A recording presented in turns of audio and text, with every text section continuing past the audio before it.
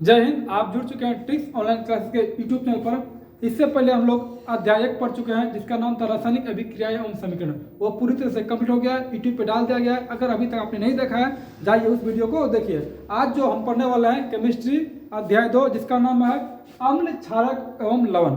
इसका 3 वीडियो बनेगा। आज पहला वीडियो है, पार्ट 1 है। चलिए वीडियो में बने रहिए, अंतिम तक बने रहिएगा। आज कुछ अच्छा सीखने को मिलेगा, ऐसा सीखने को मिलेगा जिससे पहले आप यूट्यूब पे कभी नहीं देखे होंगे, ना ही किसी सर के पास पढ़े होंगे। पीडीएफ भी है, वीडियो खत्म होगा डिस्क्रिप्शन में आपका पीडीएफ डाल दिया जाएगा। चलिए शुरू करते हैं। अध्याय क्या हम लोग का? अध्याय है 2, केमिस्ट्री का अध्याय 2। इससे पहले अध्याय 1 हो चुका है पूरा कंप्लीट, उसको देख लीजिएगा, यूट्यूब पे डला हुआ है। चैप्टर का नाम है अम्ल क्षारक एवं लवण। क्या है? अम्ल क्षारक एवं लवण। चलिए बेसिक से समझते हैं, अम्ल क्या होता है, क्षारक क्या होता है और लवण क्या होता है। चलिए आपको दिख रहा होगा इसमें अम्ल के बारे में दिया है। अम्ल जो होता है स्वाद में खट्टा होता है। अम्ल के साथ स्वाद में खट्टा होता है, लिखा हुआ है अम्ल स्वाद में खट्टा होता है। दूसरा लिखा है यह नीले लिटमस को लाल में बदल देता है। अम्ल जो होता है नीले लिटमस पत्र को लाल में बदल देता है। और लिटमस जो होता है यह प्राकृतिक सूचक है। क्या है? प्राकृतिक सूचक है। लिटमस प्राकृतिक सूचक है। उसके बाद अम्ल क्या करता है? नीले लिटमस को लाल कर देता है। फिर बोला है यह जल में, यह जलीय में H+ यानी हाइड्रोजन आयन देता है। H+ को बोलेंगे हम लोग हाइड्रोजन आयन। अम्ल क्या करता है? जलीय विलयन के साथ हाइड्रोजन आयन देता है। फिर बोला है एसिड। अम्ल को इंग्लिश में बोलते हैं एसिड। एसिड वर्ड जो है लैटिन से लिया गया है। एसिड वर्ड लैटिन से आया है जिसका शाब्दिक अर्थ होता है खट्टा, यानी अम्ल का स्वाद खट्टा होता है और यह नीले लिटमस को लाल करता है और जलीय विलयन के साथ H+ या हाइड्रोजन आयन देता है। कौन? तो अम्ल। अम्ल का इंग्लिश में बोलते हैं हम एसिड। एसिड शब्द जो है लैटिन भाषा से लिया गया है जिसका अर्थ है खट्टा। आपको अम्ल के बारे में कॉन्सेप्ट क्लियर हो गया होगा कि क्या क्या बताएं। अम्ल का स्वाद खट्टा होता है, यह जलीय विलयन के साथ हाइड्रोजन आयन देता है और क्या बोलते हैं, अम्ल नीले लिटमस को लाल कर देता है। उसके बाद आता है एक वर्ड एसिड। क्या आया था? एसिड। एसिड शब्द किससे लिया गया है? लैटिन भाषा से आया है जिसका क्या होता है? इसका अर्थ होता है खट्टा। अब पढ़ते हैं क्या था?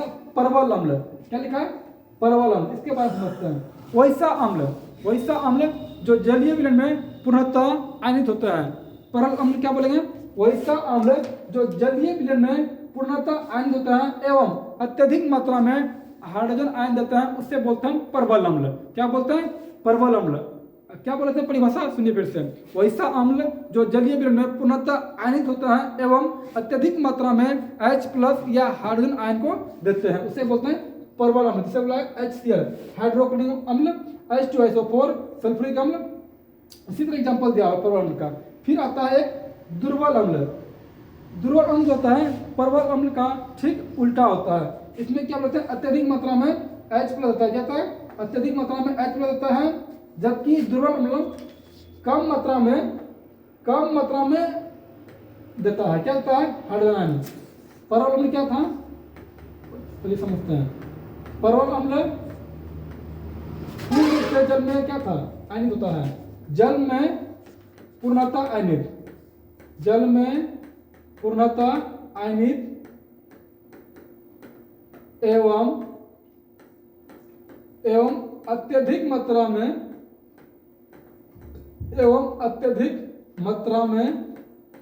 क्या होता है? H+ देता है। कौन? परवल अम्ल। क्या होता है? परवल अम्ल। दूसरा क्या बोला है? दुर्बल अम्ल। क्या है? अगर दुर्बल अम्ल को समझे तो दुर्बल अम्ल में क्या होता है? यह जल में आंशिक रूप से आयनित होता है। क्या होता है? आंशिक रूप से। परवल अम्ल क्या था? जल में पूर्णतः आयनित, जल में यह क्या है? आंशिक रूप से आयनित होता है। कौन? दुर्बल अम्ल। आंशिक रूप से आयनित होता है। कौन? दुर्बल अम्ल। हम समझा दिए। परवल अम्ल उसे बोलते हैं जो जल में पूर्णतः आयनित होता है एवं अत्यधिक मात्रा में हाइड्रोजन आयन देता है या H+ देता है, जबकि दुर्बल अम्ल जल में आंशिक रूप से आयनित होता है एवं कम मात्रा में H+ या हाइड्रोजन आयन देता है। समझ गए होंगे कि दुर्बल अम्ल क्या होता है और परवल अम्ल क्या होता है। और अम्ल के बारे में बता दिए कि अम्ल स्वाद में खट्टा होता है, यह जलीय के साथ H+ आयन देता है एवं एवं क्या होता है, यह नीले लिटमस को लाल करता है। चलिए आगे बढ़ते हैं। अगला है सांद्र अम्ल। क्या है? सांद्र अम्ल। सांद्र अम्ल में क्या होता है, जिस अम्ल में अधिक मात्रा में वैसा विलयन जिसमें अत्यधिक मात्रा में अम्ल होता है, वैसा विलयन जिसमें अत्यधिक मात्रा में अम्ल होता है एवं कम मात्रा में जल होता है। क्या होता है? अधिक मात्रा में अम्ल होता है एवं कम मात्रा में जल होता है, उसी को बोलते हैं हम सांद्र अम्ल। क्या बोलते हैं? सांद्र अम्ल। यानी अधिक क्या होगा, अधिक अम्ल होगा, अधिक अम्ल होगा एवं कम मात्रा में जल होगा। कम मात्रा में क्या होगा, कम मात्रा में जल होगा। याद रखिएगा, वैसा विलयन जिसमें अधिक मात्रा में अम्ल हो एवं कम मात्रा में जल हो, उससे बोलता है सांद्रिक अम्ल। और दूसरा आता है तनु अम्ल। क्या होता है? तनु अम्ल। तनु अम्ल में क्या होता है, सांद्र अम्ल का उल्टा होता है। तनु अम्ल में क्या होता है, अधिक मात्रा में क्या होगा, जल होगा। तनु अम्ल में क्या, अधिक मात्रा में जल होगा एवं कम मात्रा में अम्ल होगा। कम मात्रा में क्या होगा, अम्ल होगा। यानी कि हम यूं कहें, इधर लिखते हैं हम सांद्र अम्ल। क्या लिखते हैं? सांद्र अम्ल। और इधर लिखते हैं हम तनु अम्ल। तनु अम्ल। चलिए समझते हैं। सांद्र अम्ल क्या बोलते हैं? अधिक अम्ल, अधिक अम्ल। जबकि तनु में क्या होता है, अधिक जल, अधिक जल। तनु में क्या हो गया, अधिक जल हो गया। और सांद्र अम्ल में क्या हो गया, अधिक अम्ल हो गया। फिर अगला पॉइंट क्या था, कम मात्रा में जल होता है। किसमें? सांद्र अम्ल में कम जल होता है और इसमें क्या होता है, अधिक मात्रा में अम्ल होता है, अधिक मात्रा में अम्ल होता है। यही बेसिक डिफरेंस होता है सांद्र अम्ल और तनु अम्ल में। यानी कि सांद्र अम्ल में अत्यधिक मात्रा में अम्ल होगा, जबकि तनु अम्ल में अधिक मात्रा में जल होगा।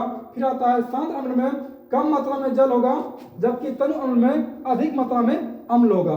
समझ गए? चलिए आगे बढ़ते हैं।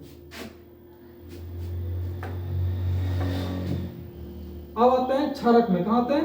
क्षारक में। क्या होता है? क्षारक, जिसको इंग्लिश में बोलते हैं बेस।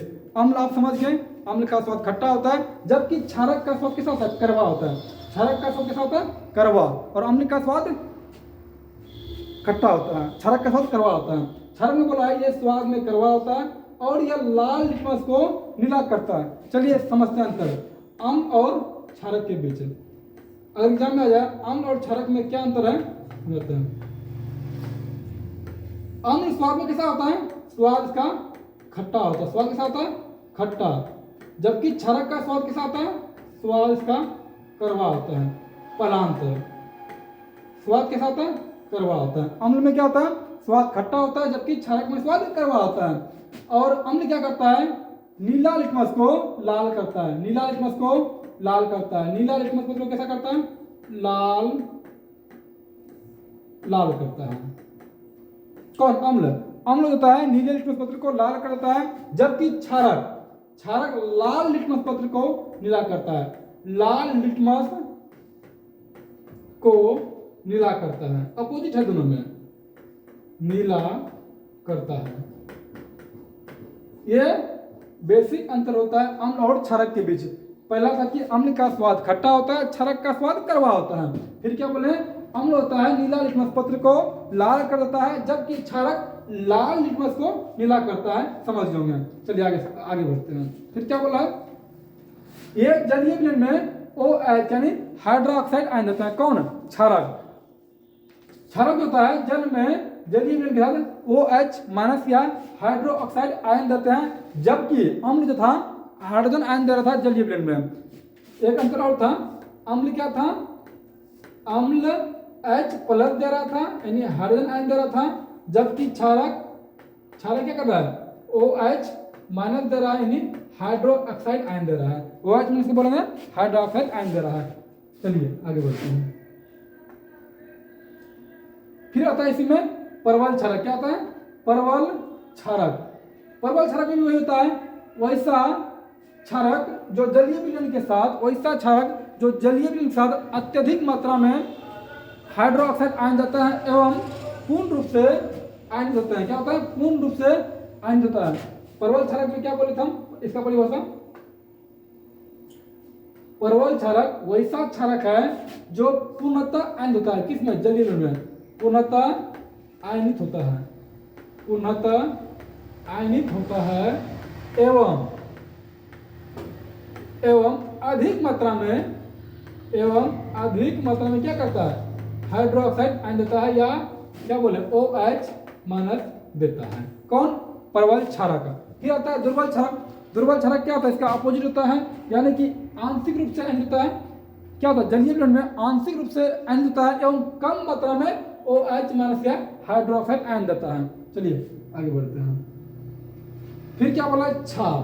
क्षारक क्या होता है, जल में घुलनशील क्षारक को क्षार बोलते हैं। क्या बोलते हैं, जो जल में घुल जाए क्षारक, उसी को हम क्षार बोलते हैं। वैसा क्षारक जो जल में घुल जाता हो, उसी को हम क्षार बोलते हैं। तो दिक्कत क्या था, क्षार।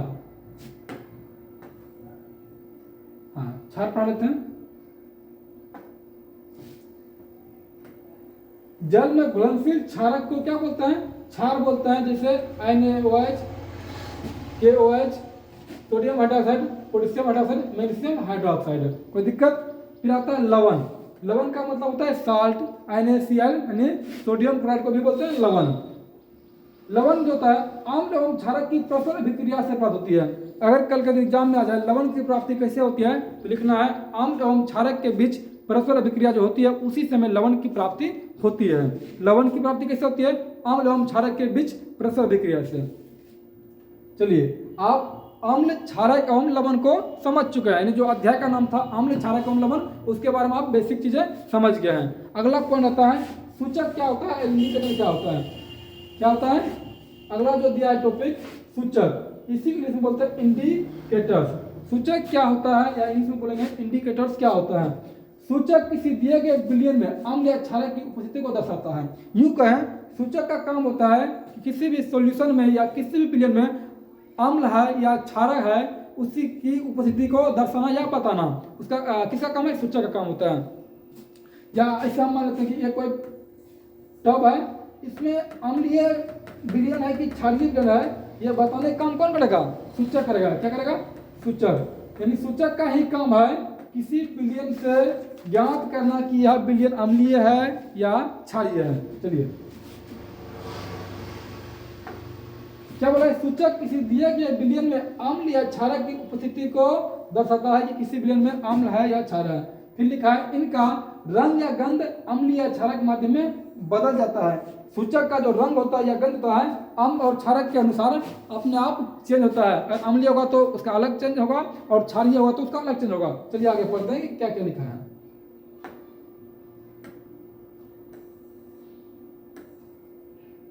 फिर आता है सूचक के प्रकार।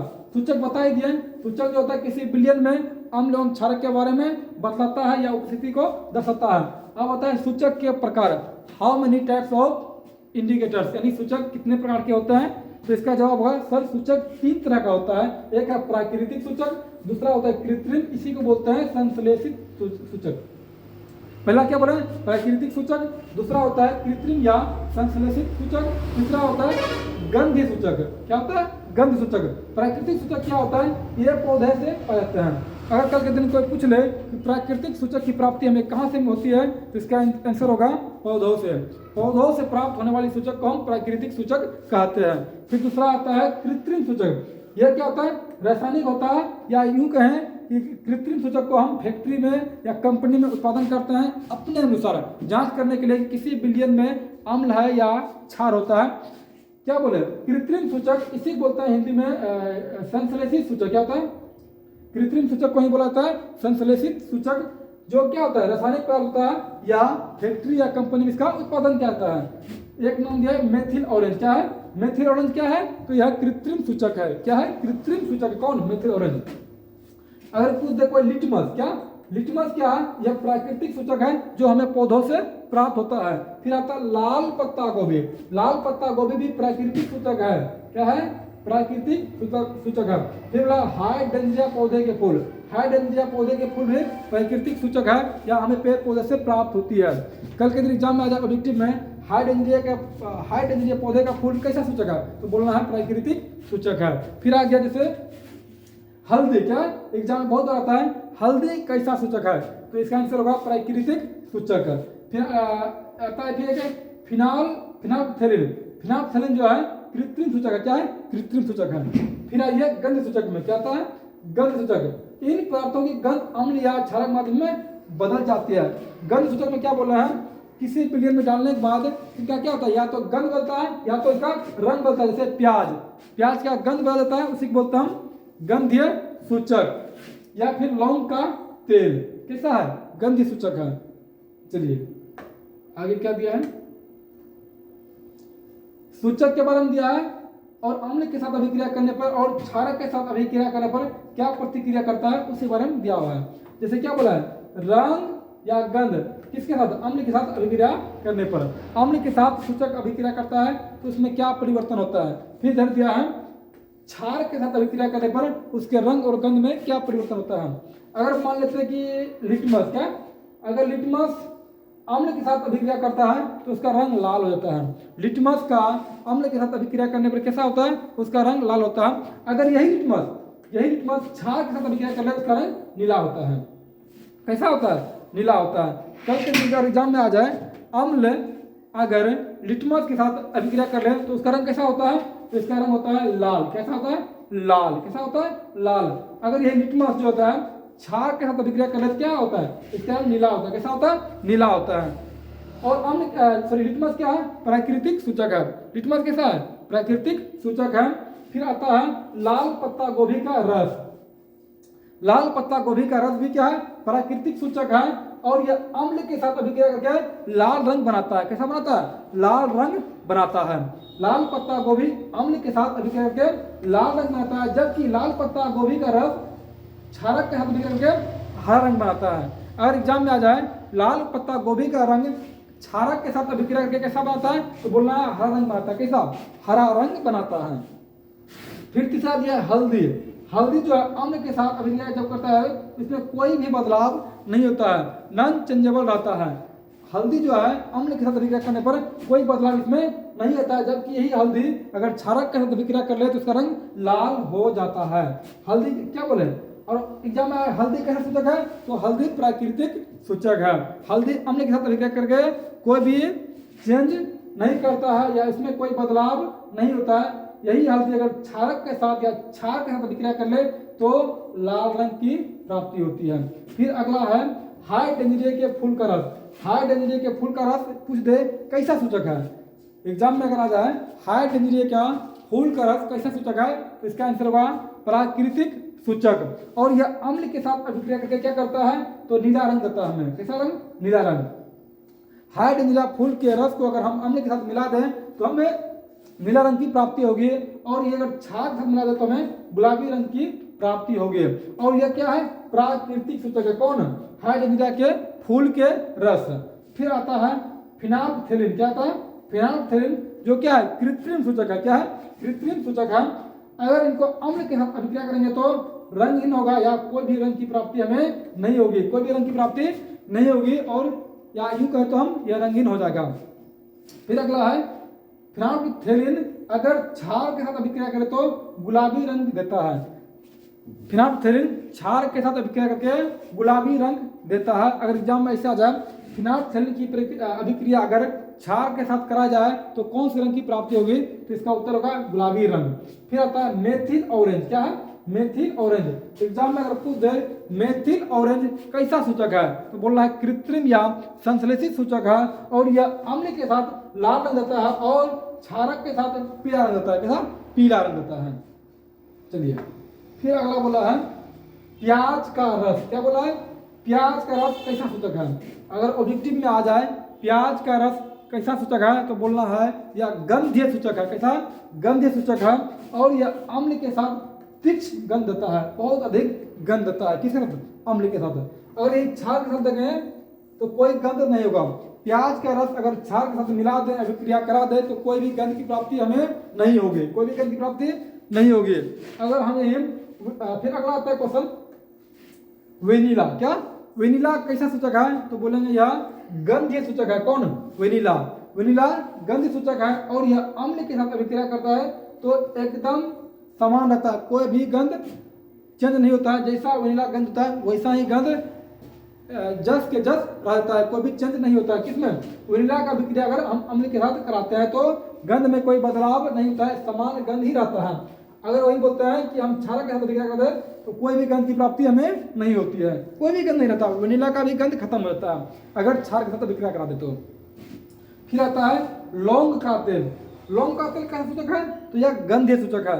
अगर एग्जाम में आ जाए ऐसे कि लौंग का तेल कैसा सूचक है तो बोलना है यह गंधीय सूचक है। और ऐसे आ जाए एग्जाम में कि सूचक कितने तरह का होता है तो सूचक 3 तरह का होता है, प्राकृतिक सूचक, कृत्रिम सूचक और गंधीय सूचक। वही गंधीय सूचक कौन है? लौंग का तेल। अगर लौंग का तेल का प्रक्रिया हम अगर अम्ल के साथ कराते हैं तो गंध समान रहती है, यानी कि गंध में कोई परिवर्तन नहीं होता है, जस के तस रहता है। फिर अगर हम लौंग का तेल का क्षारक के साथ अभिक्रिया कराते हैं तो कोई भी गंध नहीं होता है, यानी कि लौंग के तेल का भी गंध गायब हो जाता है। आज का वीडियो यहीं तक। कल का वीडियो में हम पढ़ेंगे धातु क्या अम्ल के या क्षार के रासायनिक गुण। क्या पढ़ेंगे कल का वीडियो में? अम्ल और क्षारों के रासायनिक गुण। आज का वीडियो रहता है। Thank you.